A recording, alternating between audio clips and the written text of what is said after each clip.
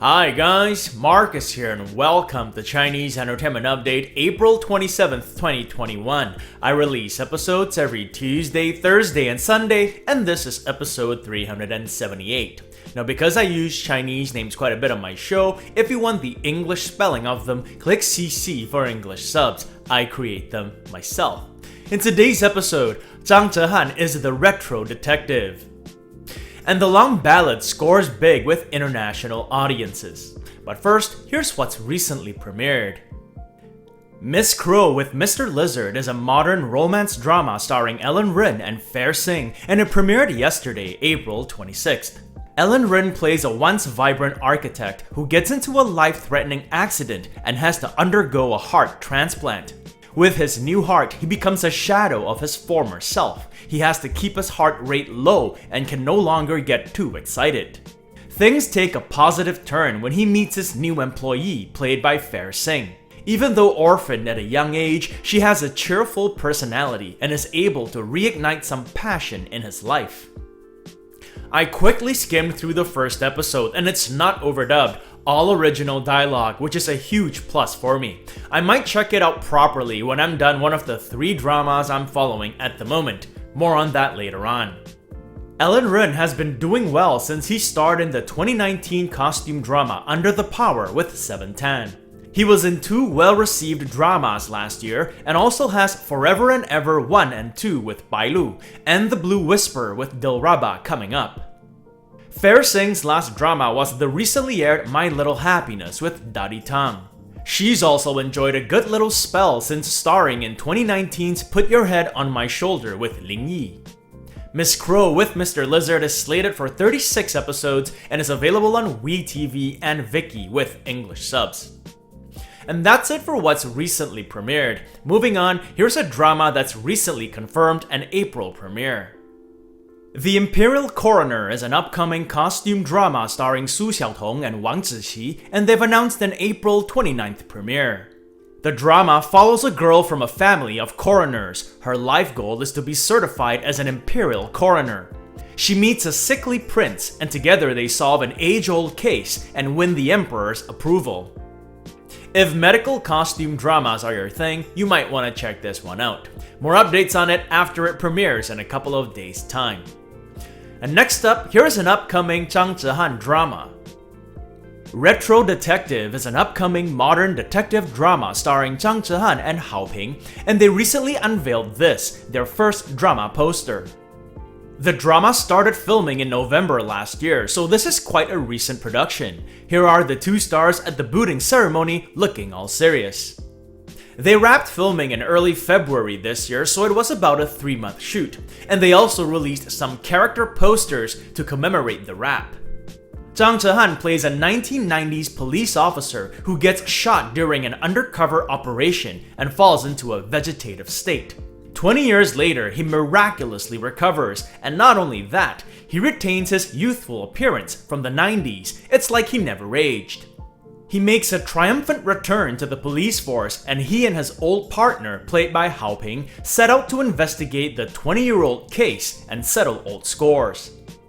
With a synopsis like that, it is of course a comedy, and much of the laughter will stem from Zhang Chuhan's character being out of touch with all the modern technology that's being used after he recovers. Zhang Chuhan is of course coming off the wildly successful Word of Honor with Simon Gong. He's currently working on the movie Formed Police Unit with Johnny Huang and Wang Yibo. Hao Ping was in 6 dramas last year. Most notably for me was Trident, in which he played another veteran cop. More updates on Retro Detective as they provide them. And before we get to what a big hit The Long Ballad has been with international audiences, a word on this video's sponsor, Skillshare. Skillshare is an online learning community with thousands of inspiring classes for creative and curious people. It offers creative classes that cover a wide range of topics like photography, cooking, and language, and they're designed to fit your schedule and skill level. I checked out Katrina Lee's Super Easy Mandarin for beginners and found it to be like the title suggests, super easy. For those of you who've been wanting to learn Mandarin for a while, you can take the plunge with Skillshare.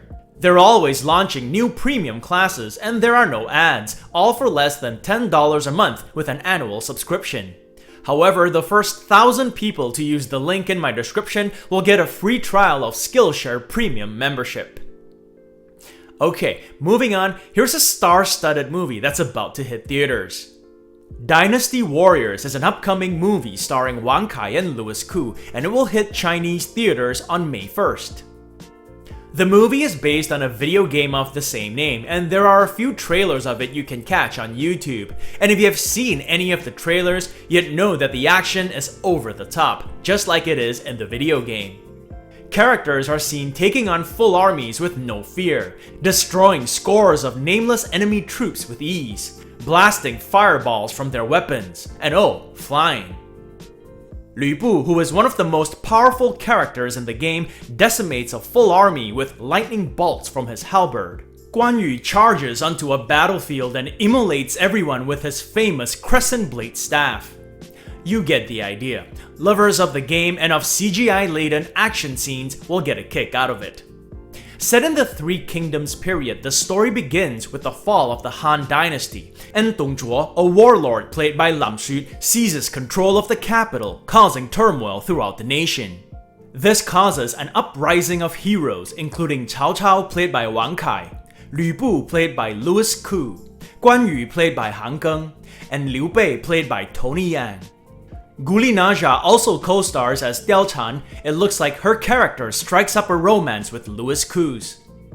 Now, I don't do movie updates that often simply because unless you're in China, you can't catch these movies when they hit theaters. It'll be several weeks, if not months, before it becomes available internationally. Sometimes Netflix or Amazon will pick it up, or it may drop to like Tencent or iQIYI or something like that.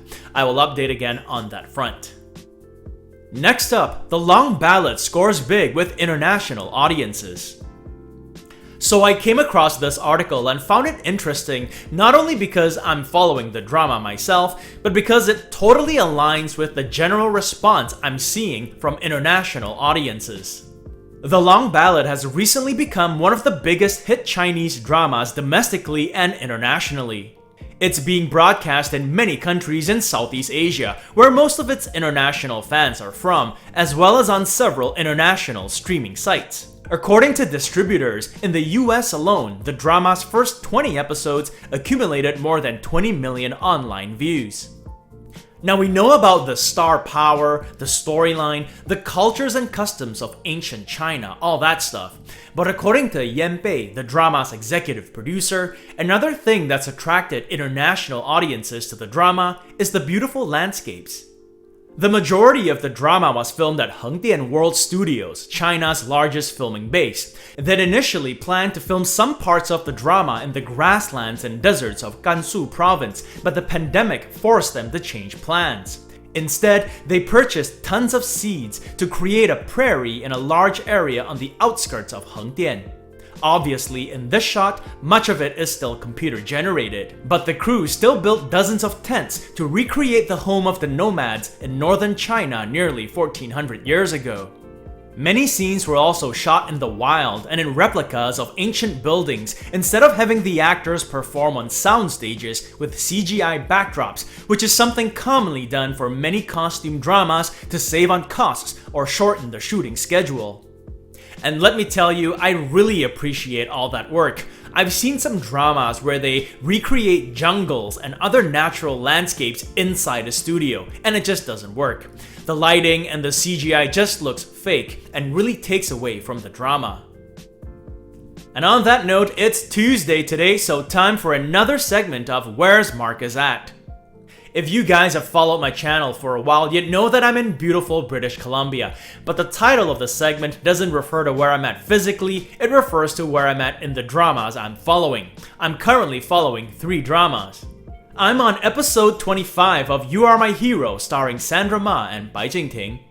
The plot kind of plateaued after the earthquake-stricken area episodes, but it's picked up again. More drama has arisen.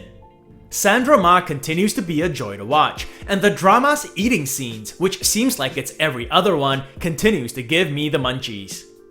I'm following the drama on YouTube where it's available without English subs, but it's also available with English subs on Viki and iq.com. I'm on episode 26 of The Long Ballad starring Dilraba and Leo Wu. I think what I like about it so far is that the story moves along and is engaging. There aren't too many unnecessary lulls. Dilraba and Leo Wu's character, and Cao Lusi's as well for that matter, go through many arcs, which keeps it entertaining. I'm watching the drama on YouTube where it's available with English subs. And finally, I'm on episode 10 of Court Lady starring Li Yitong and Xu Kai. I'm thoroughly enjoying this drama at the moment. Xu Kai and Li Yitong are terrific, and so are the other lead and supporting cast members. The costumes, the music, and the cinematography are all on point for me. I'm following the drama on YouTube where it's available with English subs. And that's been another segment of Where's Marcus At? And it also brings us to the end of this episode. If you want to check out the t-shirt or other Chinese drama merchandise, there's a link to it in the description below. And this show would not be possible without your support, so I thank you all for watching.